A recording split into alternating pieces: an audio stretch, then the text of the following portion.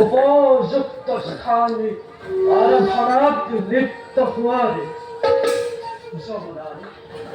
যমুনার পবিত্র জলধারা বয়ে যায় এই পথে আপন মনে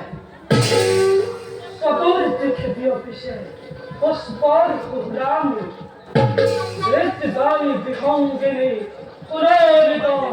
উপদর্শ জেনে মলয়াই প্রদান করে দেহ মন প্রাণ অস্তক্ষর সূর্য দেব কৌশ ভ্রমণ খন্তের পাশতেই খবর সংখ্যাগণ এয়াই সুন্দর স্থান উপযুক্ত খবর ঝাড়ন ভগ্ন হয়ে মহাদেবর স্মরণ দর্শন করায়